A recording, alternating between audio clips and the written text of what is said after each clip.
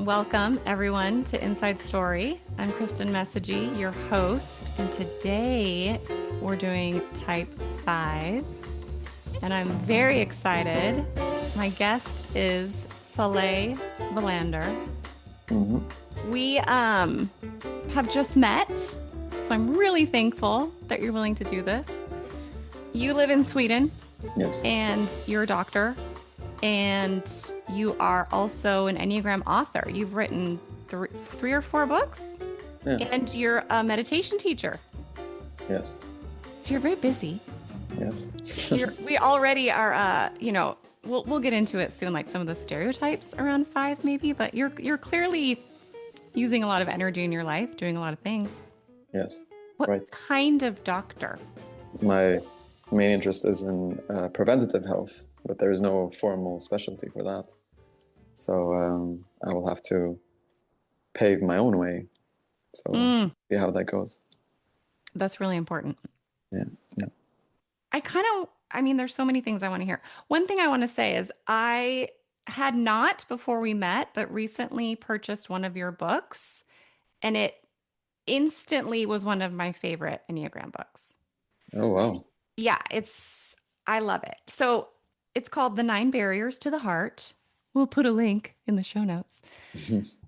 What I loved about it was the framework that you created and the focus on the spiritual dimension of the Enneagram, so when I read this, it's very accessible, but it's very deep, which is hard to do. This is how I understand the Enneagram. Like, this is my favorite way to approach it, is as a spiritual tool. Obviously, that's not everybody's way of using and approaching the Enneagram. So maybe, do you want to talk just a little bit about kind of, I don't know, your journey with the Enneagram? Kind of how you found it, why it caught you, that type of thing? Yes. I was introduced to the Enneagram for the first time 2017 in a meditation retreat. And I was instantly very interested and curious about it. I started reading about the types, and I felt that many of the types, I felt I could relate to most of the types, but then I settled on Type 5 as, this is probably the one that describes me the most. And then from there, I read some Enneagram books. My first book that I read was From Fixation to Freedom, which is it's a very nice little book. I really like it, by Eli Jackson Bear. It describes the Enneagram from a spiritual perspective, but it's more like in the form of like small little anecdotes about each type, which I love. As I will describe later, I think the Enneagram is supposed to be approached not directly through intellectual descriptions, but rather through stories, anecdotes, also nonverbal descriptions, metaphors, art. But we can talk about that more later. But then I read Facets of Unity by Almas, and that was very, very, that was huge for me, and I applied that to myself in my own journey, and it made such a big difference. It was a very, very influential book for me, and since then it's been a very central part of my life. And then I started writing down ideas that came to me, and as related to science and psychology, only in the past, like maybe 3-4 years. Do you, like, when you meet people, do you try to tell them about the Enneagram? Like, do you talk about it with like someone you are just meeting, or do you kind of keep it close to yourself? Yeah, I talk about it with people whoever wants to hear. If I get a feeling that this person could be interested, Yeah, it totally. it it would feel selfish not to share this knowledge. Oh, that's a really nice perspective. Mm. That's really interesting. I Yeah, I just, mean, yeah, this could radically change somebody's life. Yeah. totally. So, Okay. Have you always had like a spiritual way of contacting the world? Like, has that always kind of been part of your, yeah, I think so. Well, yeah, I've always been drawn to the inner world and hmm. you know the beyond. Yeah. Do you think, is that common for fives? Or is it if that is a like place of interest, maybe? That's a good question. I think well, I don't know if if if the frequency around, among fives is higher. Maybe not. But I think fives are interested in the abstract, and therefore it might seem as if this is, something spiritual when it's maybe just that they're interested in abstract concepts. Totally. As I was asking it, I was like, how would he know? But I Yeah, appreciate your answer. Like, that's yeah. ridiculous. No, I don't know. So when I think about fives wanting to know, Hmm. I imagine, of course, it could be any number of topics. It's Hmm. not just you necessarily want to know everything, or maybe it is. Or is it like I want to know like what's it? Just tell me more about because something that's just this morning, I was like, oh, I felt a difference from say type five to type six. Because sixes, we talk a lot about not being able to find our inner knowing, Hmm. which I think is correct. But something about your work here, I'm not supposed to know. I'm supposed to be able to be. Like my work is actually about being, whereas yours is actually more about actually knowing. Hmm. When you say my work is like your spiritual task, Yes. okay. What do you think about that? What I just said? Yes, it could be true. I think, well, it depends. I mean, these words know and be, they could I mean know. many things. But but your earlier question, how does it what is the importance of knowing? What is the significance of knowing? Yeah, like what's that like to want to know the way that you do? It's a kind of hunger for knowledge. It's kind of like almost like itching for to uncover something and and to find out what is behind something. Hmm. Although, I mean, even here, it's not. I cannot say that this. I mean, if of course it is part of Type Five, but the thing is that a person is not only their dominant Enneagram type. They are also they also have a cognitive function, a Myers-Briggs type, which I write about this in my book, The Enneagram, the Myers-Briggs, and the Brain, where I compare the two systems. And so, like, for example, if you take a type 5 who is also introverted thinking, and if you look at that person's desire to get to the underlying truth behind something, then how would you know if that is because of their type 5 or if that is their introverted thinking pattern? Right. If we are to be precise, because there's often this thing that happens when talking about personality because it's not something physically tangible, and it's easy to kind of want to like make it more tangible by saying, "Oh yeah, this is how it is, and create all these rules. But it's difficult to study the type 5 in isolation.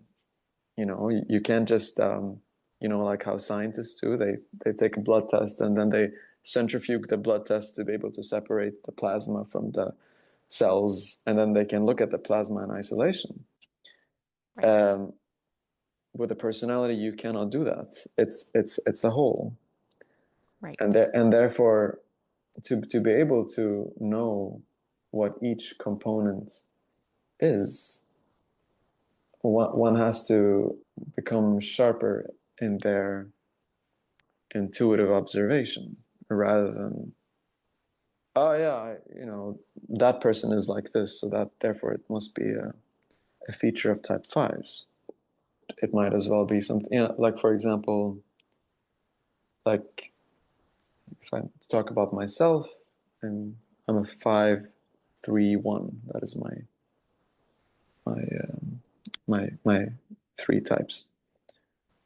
And I can experience this, like single pointed focus, which can be part of the type 5, but it might also be like what I'm trying to describe might also be the perfectionism of the 1, or the striving of the 3.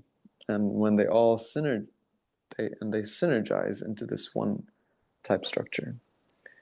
And which I might mistakenly all call type 5, when it's in reality 3 different aspects of my personality. I totally agree with everything you're saying. Which there's a way in which it's painful to me because Mm, like what you're saying, like I want to simplify it, right? I want mm, to understand things, but I think something I believe, right, is as people actually become more expert at something, mm, they're less definitive because the more we learn and mm. integrate, the less we actually can pinpoint something. Yes, yes, So, that is like very, the scariest people, right, are the most certain sounding people a lot of yeah, times because, yes, okay. So, letting this complexity be hmm, in the system, I think is so important and I think so challenging for, yeah, I yeah, think, most of us. yeah, yeah, yeah. I mean, Because we want to know. Because so how important do you think it is for people to get their dominant type correct before they sort of embark on quote work or the journey? um, This is a personal question because I yeah, always have this question, yeah, so I'm really yeah. interested in your thoughts. Of course, it would make things easier if one knows their dominant type, but I don't think it's essential. I mean, you don't need to know it if you want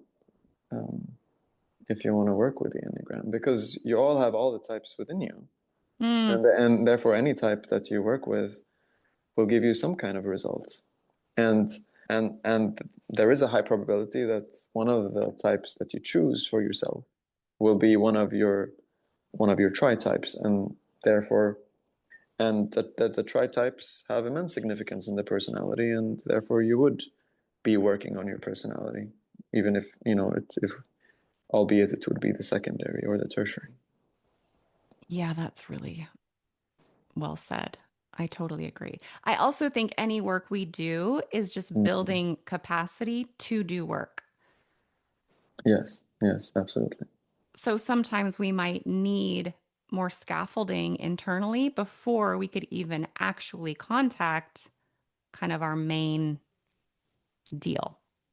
Like Yeah, for yeah. me to really be with my fear, my insecurity, my internal stuff, like I had to do some work to get, I think, to that point to even Mm. be able to kind of go there. Yeah, yeah, absolutely. Okay. Absolutely. I, ugh, there's just so many good things in your book. Thank you. Let's So can you kind of describe, or I'll do like a bad version and then you can clean it up of what I want to talk about. So you say that every type essentially has, well, essential qualities, right, inside of ourselves that Mhm. we are painfully disconnected from. That's sort of the wound, we could say. Yes, and just to be clear, this book is a builds upon A.H. Almas's book, Keys to the Enneagram. So this idea that we're born with an essential quality that we're separated from, this can be found in Keys to the Enneagram. Yeah. And then upon that, the model in the Nine Barriers book, it builds upon that, and yeah, it just adds a little bit more, maybe let's say differentiation or something. Yeah. Well, and I think specificity Yeah, too, yeah, like some core pieces of our own deal. yeah, yeah. So we have a wound, a disconnect from our essential qualities. Hmm. And then our ego kind of Hmm. is like, oh, I know what the problem is, Hmm. but it sees like a fraction, some kind of fractionality of the truth Hmm. and is like, okay, that's what I need to go do, or that's what I need to get. Hmm. So then we spend all this energy trying to go get the wrong thing. Yes, yes. And then at some point we realize it's not working. Hmm. And kind of that's when our spiritual journey begins. Yes, yes, Okay. yes. So when our spiritual journey begins, what happens then? The one of the things I love the way you did the book is it's like there are these stages, and of course there it's not just linear. It's like this, we're working on different things and we have some success and some failures, but we're kind of going in a positive direction. Hmm. But like what's the first thing that happens? And maybe you can kind of use yourself as an example. So you realized you were a five and you realized that there was something around attachment, energy. Like, what did you realize was not working for you or something like that? Okay, so it will actually be difficult for me to describe my journey in as a story relating to this book because the model that I try that I described in the book, it's something that happens over and over again, and it's something that happens within us. And yes, I mean, for some people there might be that moment where they like, oh my God, this isn't working, and I think most of us had that kind of moment. Um, but more importantly, it's something that happens within us. So it doesn't necessarily describe miles like actual or milestones in our life narrative. But it's a journey, it's a model to contemplate on and, Mm, and to like meditate on, and then because this is happening kind of like it's happening all the time. It's happening, like every day, you could say. Every day you're trying and then it didn't work. And you're trying and it's that zigzag going back and forth, and but with a net progression forward. Okay, but with that said, yes, there was a point where I was very interested in philosophy when I was a teenager.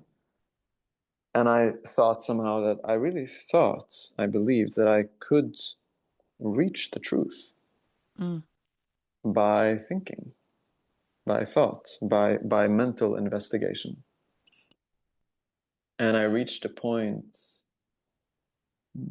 I don't know, like sometime in my early 20s when I felt that I had thought so much and I had been thinking so much, and each problem just led, or each, whenever I felt I solved one problem, it just led to more questions.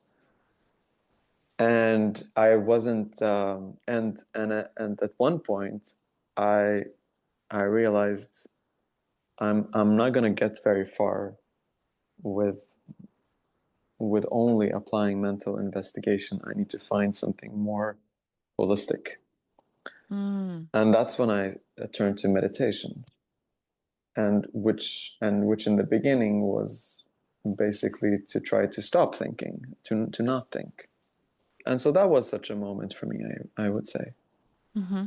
Yeah. Where I kind of realized the futility of striving towards the ego ideal, which in the case of type 5 is knowledge. Right. Yeah. Yeah. How Yes. did it go, the not thinking? It felt right, but at the same time, I felt a bit. I didn't feel so good during that period. I was a bit. I was a bit depressed. I don't know if it was only because of that. It might be other factors, but yeah, it felt so empty. It was Okay. empty. Yeah, I was just and gonna, yeah, and actually, that's the avoidance of the type 5. It's emptiness. okay, so I just want to add a little theory here for people Mm. that don't know this part. So Mm. there are this idea of like all types are avoiding something. Mm. Like it like a it's a big thing for the type. So for the type 5, it's emptiness. Mm. For 6, it's insecurity. Yeah. Mm. So can you describe, are you always aware of the emptiness, or are you aware that you're trying not to feel it? Like, how do you orient to it? Yes, there is always the impulse to try to fill the emptiness with more, with content, with words, with ideas. And if you don't, like, what is the emptiness? Is it like a hole in your chest? Like, what is it? Well, it's something. I mean, for a type 5, emptiness feels um, um, like an existential threat. Mm, So it's something scary, and it's something that is to be avoided. I watched this movie when I was a child.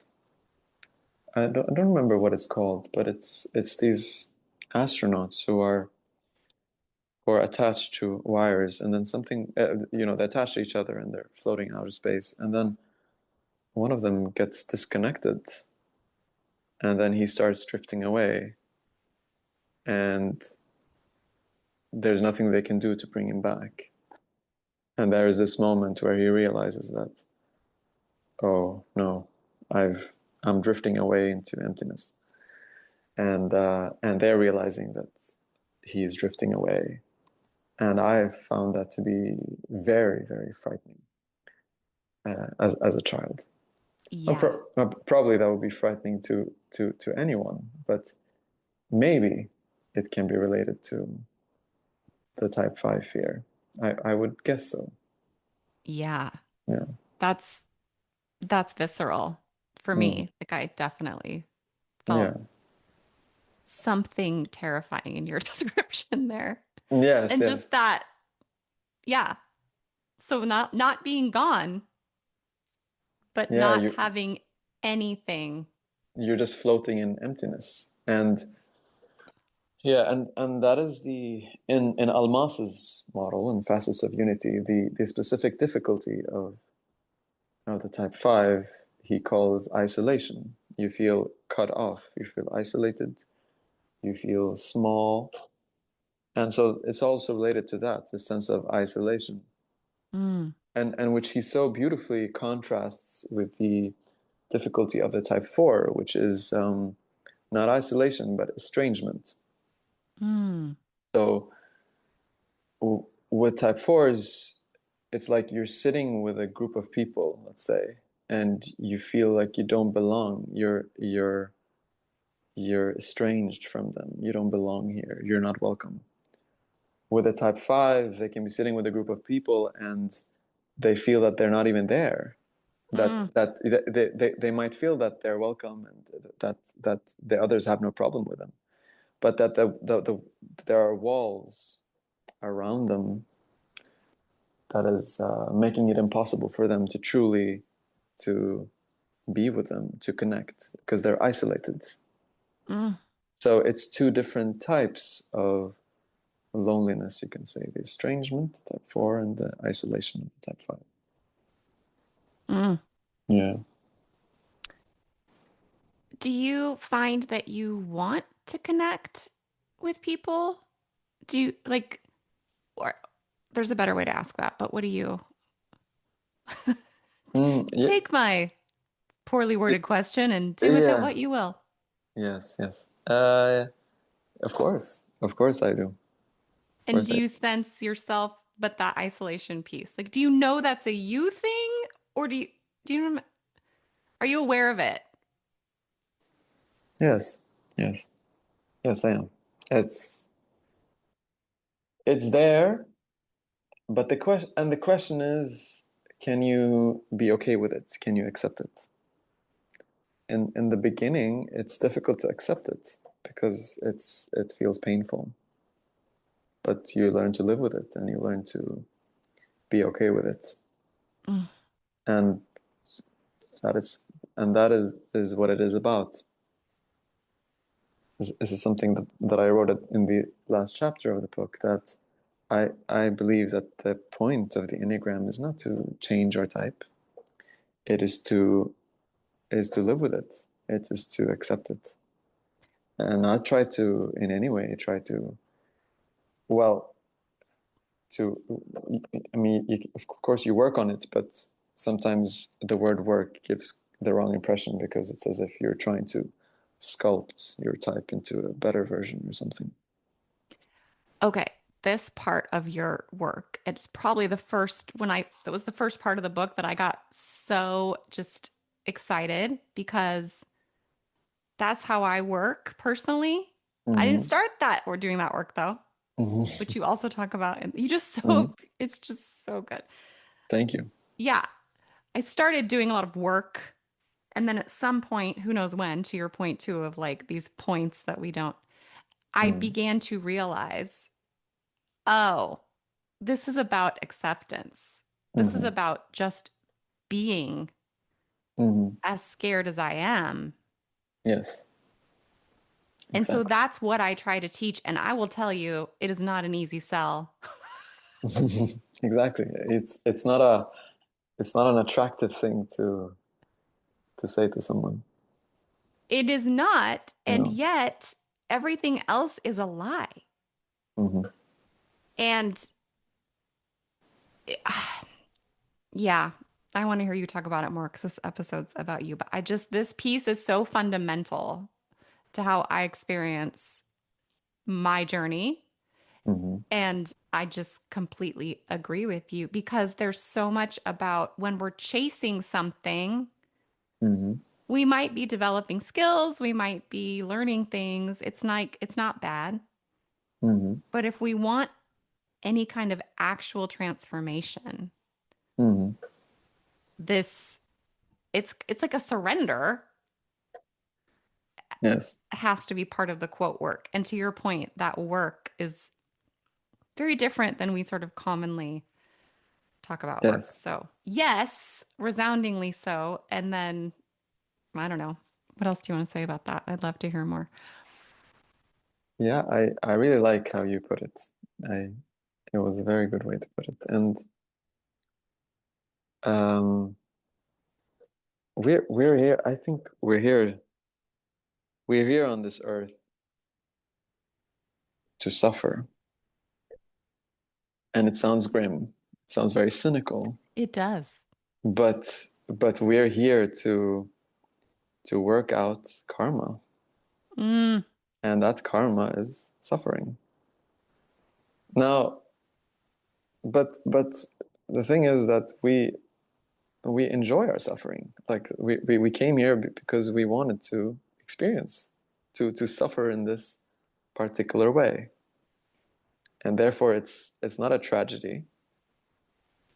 It's how things are, and so we come here as our type, and our type structure is not it's not something, it's not some superficial layer of our personality. It's something that we are. Your soul came here as a type 7, 8, 6. okay, And I agree with you, but I think yes, this is important to say because there's so much debate yeah. around. I just agree with you wholeheartedly. Okay, go on. Like, yeah, And so it this is the specific pattern of suffering that it has chosen this life. And this suffering is to be experienced. It is to be felt. And the solution is not to change it. It's to be with it and yeah, go into it and just live it. Just live that. Live your type. This is and that there's an immense freedom that comes from thinking in this way, because then nothing can stop you if you're if this is your base. If you come at life with this kind of base idea, then there's nothing that can hinder you. And I started thinking in this way after I read Dostoevsky's books. He was I nod as if I've read them. Yeah, I I've heard the name. Go on. yeah, Dostoevsky has been an immense influence on me and and how I see things, and especially his great work, the Brothers Karamazov. Hmm. I do And know that. yeah, and Dostoevsky's philosophy was that we must go into our suffering. We must dive into it, not to not try to modify anything, but to go into it wholeheartedly, and in that find liberation. Um, and and that is when I think I understood the meaning, or the significance of the Christian teaching and the cross, Mm, what that really means. It is to it is to bear your suffering, but not in a masochistic way. But you just accept, if allow yourself to be crucified by life. And yeah, yes, yeah. yeah. And each Enneagram type is your particular cross. So yeah. What? Oh, I mean, I feel like we could end it there, I think, but I'm not going to. It's just so powerful. Yeah. The reason I'm just emotional because I know the truth of that and I know how hard it is. And I wonder, my brain is always like, I jump out of my own self and I'm like, okay, but how do I help like my clients get there? Like I just noticed my brain doing that. Probably because I'm like, this is hurts. I don't like this. So I like had to Mm, pop out into other people's. I'm a 621, by the way. So my yeah. Oh most wow. comfortable place is supporting other people. Like Yeah. Yeah. it's where I find my sturdiness when I'm lost internally. So I just watch my brain do that. Hmm. Anyway, I want to pivot and see if we can tie these two ideas together. what do you think about happiness, the quest for happiness, this sort of like way that humans try to be happy in relation to everything we're saying and that sort of Enneagram as a whole? I think the quest for happiness is in the way that it is often framed today is an illusion. It's a mirage. Because who is it within you that is trying to be happy? It is the miserable self. And so if you feed that self, then you're perpetuating the problem.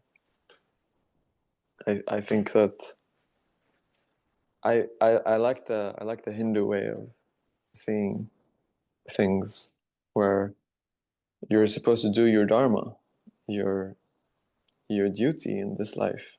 You know, the dharma has many meanings, but your duty, or just be your essence, be what you came here to do, and happiness will be a byproduct of that. Yeah.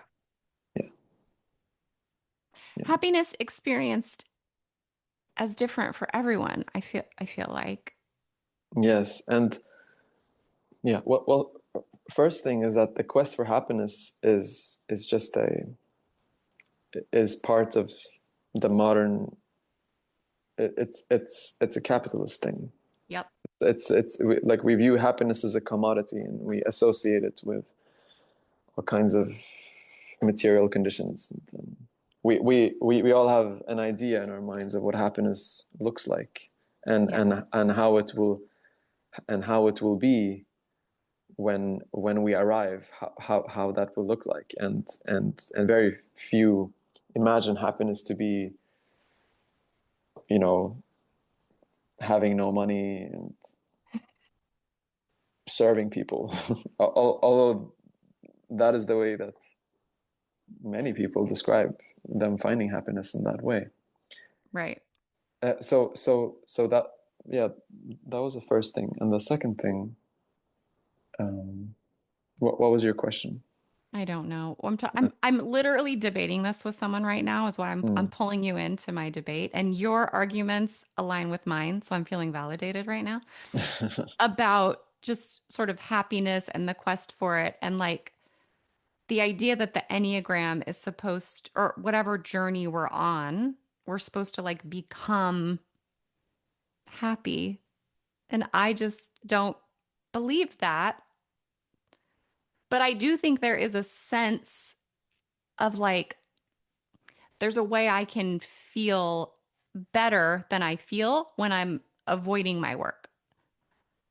So I'm trying like, what is that for me? And for me, there's some kind of like meaning or satisfaction, or like there's a depthiness, but it doesn't necessarily feel light. Yeah, that's Yes. all. I'm pulling you into my one of my Yeah. things I'm No. chatting Yeah. about with someone. But there are moments of, I expect like a well-lived life to have moments of joy and moments of like deep connectivity and delight, but none of those last. But then Yes. maybe there's a way when I've done, I don't know, enough spiritual work that maybe there's like a quality of lightness even in the harder stuff. Hmm. Yes. Yes. Absolutely. Or I, yeah, it is what remains after you've finished with all the Mm, with all the stuff that has been keeping you busy. And for that reason, it's not as simple as to say that, well, just renounce the world and forget about the quest for happiness, because we're all trying to be happy. It's not, it's something very human, and it's not something, it's where we are. We're all trying to be happy and avoid pain. yeah. And so when we realize that that is not the way, the solution is not just to renounce that quest immediately just because you think that you should. Mm, One needs to start to study themselves as they're searching for happiness, And only through that analysis and studying and allowing yourself to do it, which is the same thing as allowing yourself to suffer. Allow yourself to pursue and be disappointed, and pursue and be disappointed. And that is a process. So it's not as simple as to say, oh, well, then I'll just do what all the wise people say, because then that is spiritual bypassing. Right. Yeah. Which you have a great line in the book that we will spiritual bypass as part of our journey, and we can't bypass that part. Yeah, exactly. Like what? It's so good. That line gave me so much permission for like my past self. I just had I had an experience when I read that because I was like, oh, right. I wasn't doing it wrong when I was faking being courageous or whatever. Like that wasn't wrong. It just wasn't, I wasn't ready yet to Mhm. really contact how scared I am on a regular basis. I was Yes. doing other things, lying to myself. We got to lie to ourselves along the way. Yes. Yes. Isn't exactly what you said, but that's, part of what I pulled from that. It's like that's part of it. That also gave me a lot of grace for, you know, things I see. No, I believe that's true. I believe we have to go through all the stages, and Right. this the spiritual bypassing stage is is when someone is trying to figure it out, Hmm. and it's not it's part of the journey. Yes. And that, yep, it is. It is. And I think there's also a thing around, and maybe how are you with this? Not fives in general. Hmm. When you see other people doing their work, okay, and maybe Yeah. you judge how they're doing their work, Hmm. do you feel inclined do you feel any pull to get in other people's business? Or are you more likely to go back into your self? Do you know what I'm asking? Are you a Mm. busybody like myself, or is that not a thing? Like the busy, like I keep myself busy. Like you want to get in other people's business? Oh, okay. Some people. Well, if I love that person, then yes, I do. Oh, I okay. So if want, they're close to you. yeah, like, and of course, naturally. But the more I've done it, the more I realize that it's futile to try to convince somebody of something which they are which they're not ready to do or to receive. I have also Mm. learned this Hmm. the very hard way over Yeah, and over. yeah, Yes. I have teenagers now, so I'm learning it all afresh every day. I can imagine. Yeah. Um, okay. How do you experience non-attachment? Non-attachment. And is as a five, is it specifically non-attachment to thinking? Is that the idea? Yeah, non-attachment to, yeah, yeah, I suppose so. I mean, attachment and avarice go hand in hand. Non-attachment is the opposite of avarice. So Avarice being the yes, clinging. yes, that the holding on to something, Hmm. and and as I understand it, avarice is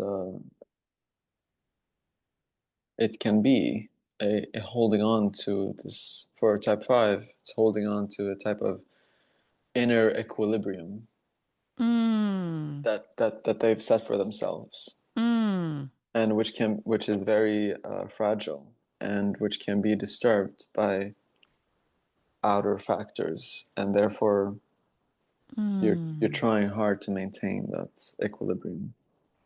And yeah, so interacting with other people and with the outside world becomes very it has to be on your terms. Otherwise you you will retreat. And so non-attachment is is for me, as I understand it, the willingness to let go, or to just float, not to be attached, not to be fixated in one place and say, this is how my my state of equilibrium needs to be. Hmm. It's just allowing yourself to just be afloat, and to allowing yourself to float around in space, like that astronaut I was describing earlier, Mm. and to not have a problem with it.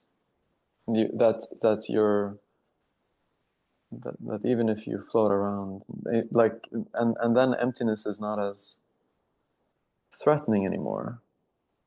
Because as I describe in the model, I believe that non-attachment is the product of accepting emptiness. When you accept emptiness, that is non-attachment, because in emptiness there is nothing to hold on to. Yes. You could even say that non-attachment is the capacity to accept emptiness, that so that they're the same thing, that they're not separate. Okay. Yes. So you've got the equilibrium that you want to keep, Mm-hmm. like, and it's like a big want to keep. It's not like a small task. Yes. Yeah. Yeah. And then other people have all these like things they want from you Yes. in all different kinds of ways. Yes. Like I'm like, hey, have this conversation with me, stranger. Yeah, I mean, it's very, it can feel like things and situations are closing in on you, Mm. Mm-hmm. and that can be very, it can be scary. I I there was a movie that really made an impression on me when I was in my late teens. It's called Fear and Loathing in Las Vegas. Do you know Mm. it? Hmm. Yeah. And Absolutely. do you remember the scene when he was getting out of his car and he started hallucinating and seeing um, the guard, his face was transforming and he was terrified. Oh my gosh, no. Yeah, no, okay. So and he was so that is a little bit the experience, that you feel that the world is strange and terrifying, and people are out to harm you and to Mm. get you, and you better be on your guard and not. It's it's not exactly the same thing as a six, because six you're more. It's not. Five is interiorized fear, so it's fear that pushes you to go inside and hide. It's hiding. Yes. Yes. And six is it's so, oh, let's do this distinction. Mm-hmm. Let's try to work this through. Mm-hmm. So, because fives, yes, self-hide. This is Yes. another thing that every type has an anti-self action. Mm. Anti-self. Yeah. This is from Sandra Matry. Oh, okay. Okay. Interesting. So fives self-hide. Mm-hmm. Sixes self-inhibit. Self inhibits. Yeah. Okay.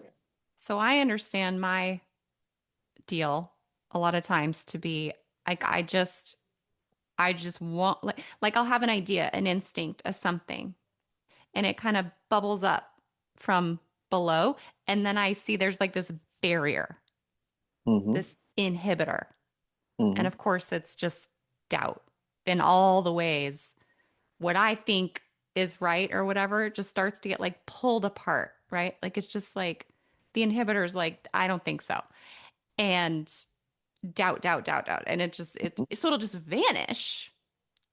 But it Mm-hmm. happened inside of me. Mm-hmm. Okay.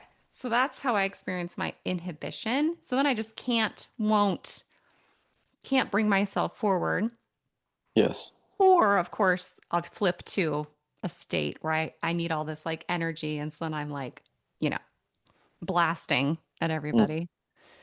Anyway, so that's mhm. how I experience and think about inhibiting myself, but hiding can be different. How might you? Inhibit. How does Sandra Mitri describe type five?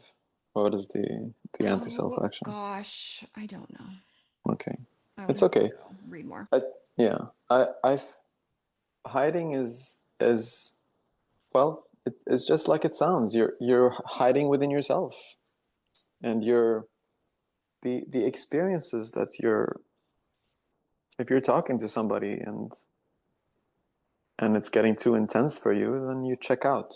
You're you go somewhere else in your mind, and you're just nodding and smiling, just as a social convention. But your real self is in your head somewhere, hiding, scared. Like doing something else. Yeah, yeah, and just waiting for an appropriate moment to leave. Hmm. Yeah. Oh, that's great. That's great. Okay. So, but you're aware of it.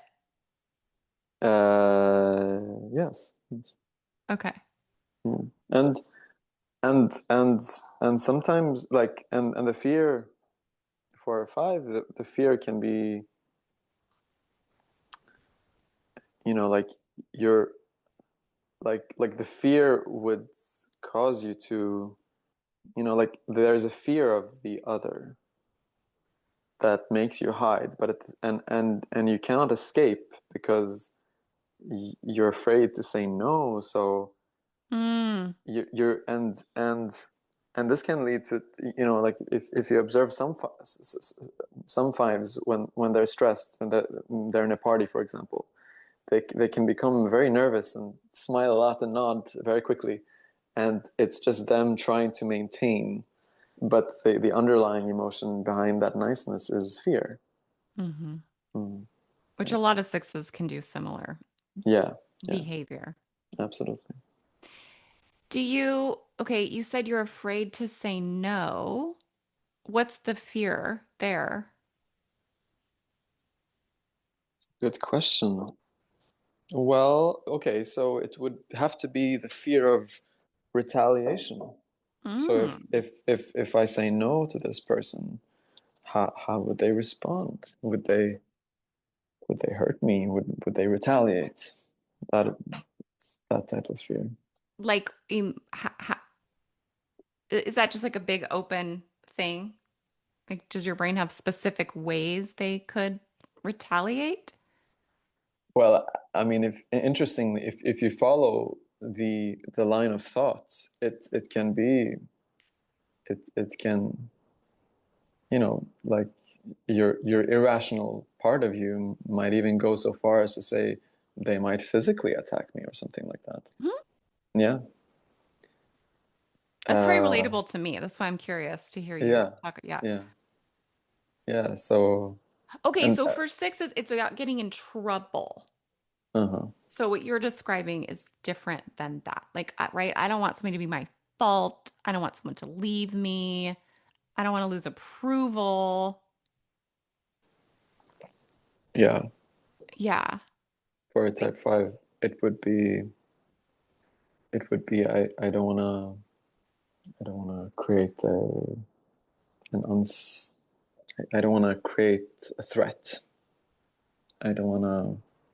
that then you would have to deal with somehow. Yeah, yeah. Yeah.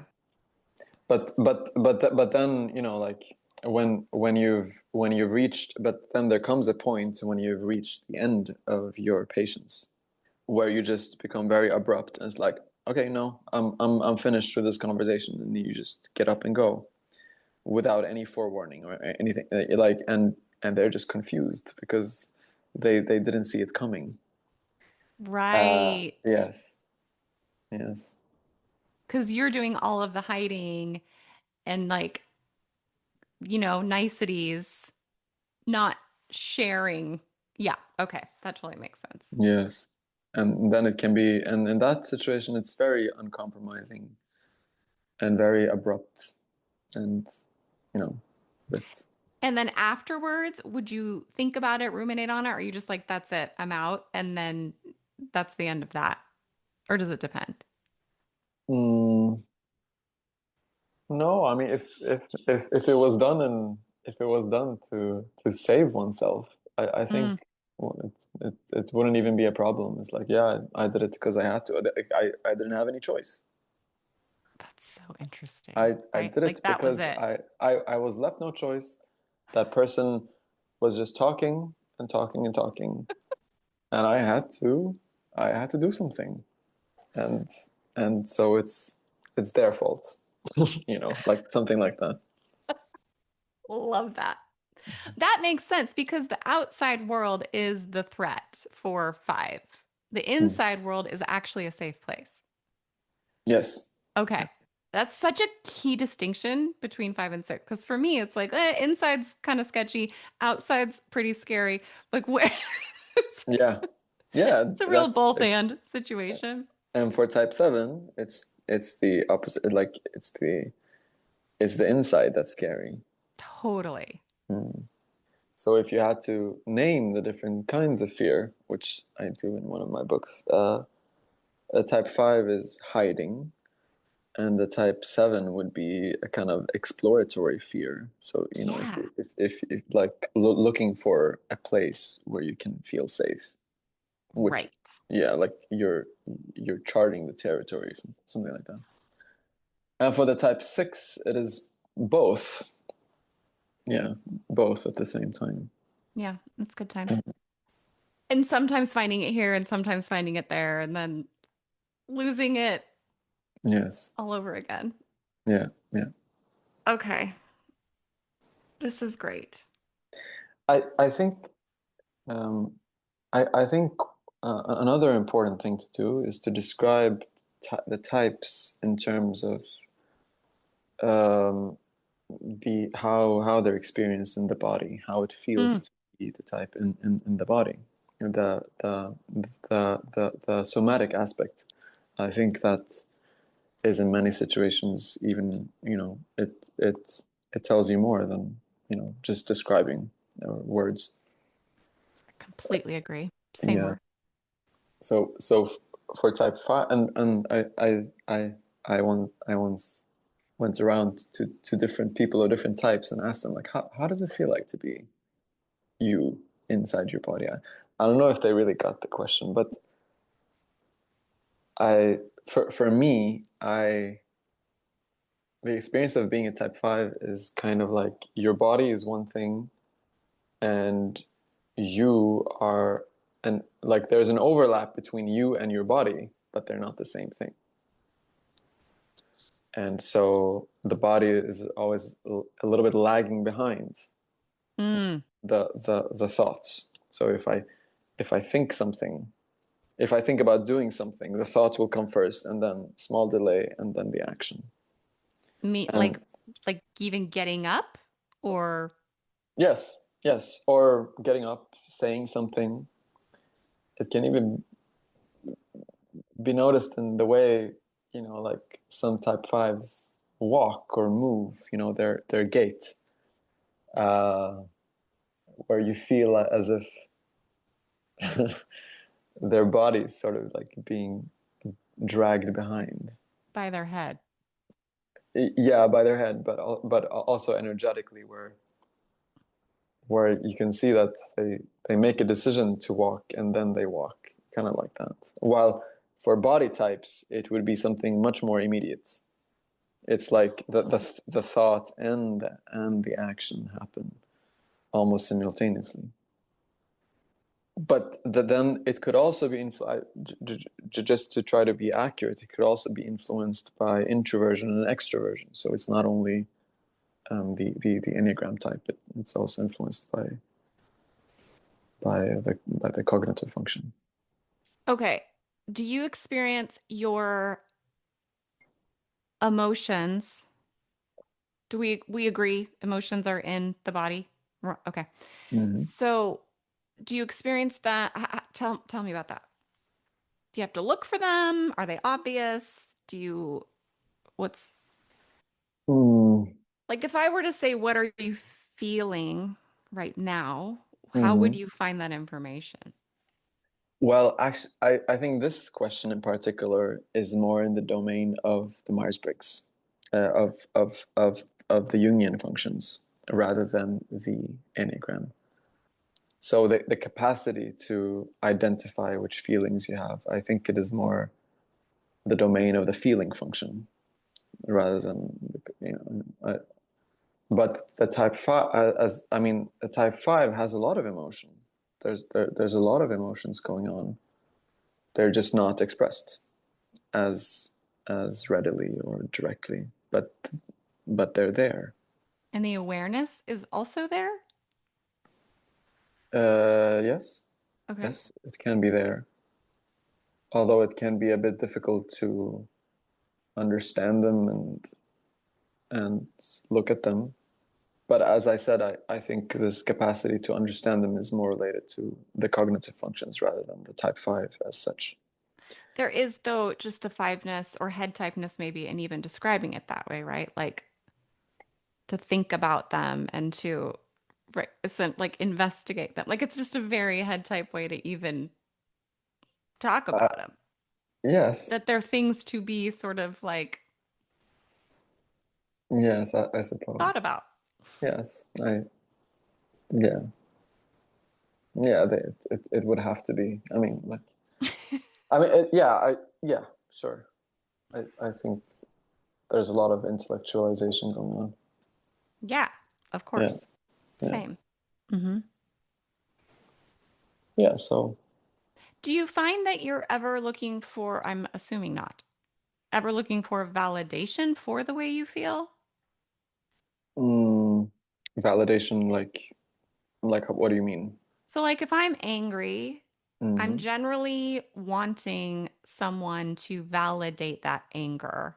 I have a hard time, like, validating, like, yeah, I'm angry because whatever the reason, and I just can be angry. Like, I have to, it's part of the, I think, six expressiveness is trying to get others to sort of co-sign on the internal experience because it's scary to me, my own feelings. And so I'm trying to find my way with them. Usually I need, right? I need some outside guidance on that Mm-hmm. situation. Mm-hmm. No, with a type five, I would suppose it's more independent. There's more kind of like independence and unwillingness to be dependent on that Yeah, that's what kind I'm of thing. gathering. Yeah. Yeah. I think we've I think we've done a lot here. I'm really thrilled that you were willing to do this. And yeah, I'm thrilled you wrote this book.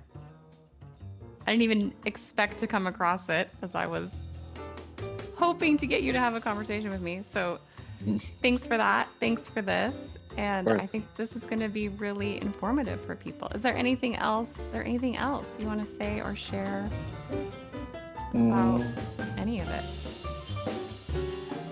no, it's been nice talking to you. Awesome. Thank you. Well, hopefully we'll get another chance. Yes, Wonderful. absolutely. Okay.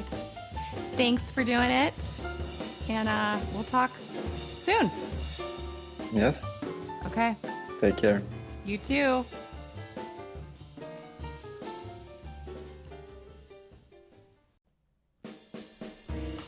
Hey friends, it's Jeff. We're entering a new season. We have started 4 new podcasts on this channel and are working on our second book and hoping to elevate more voices in the Enneagram world over the coming year. If these episodes are important to you, there's 3 things you can do for us. First, you can buy a copy of our first book, Around the Circle, on Amazon for yourself and your 10 closest friends for Christmas. Second, you can review that book or our podcast with a note, 5 stars. This really helps people find our feed. And best of all, you can go sign up as a member at aroundthecircle.org. Even free members get half of the stuff that we post there. So go. Books, stars, memberships. This will allow us to create great content for years to come. Appreciate all you all. Appreciate your notes of encouragement, and may all good things be yours.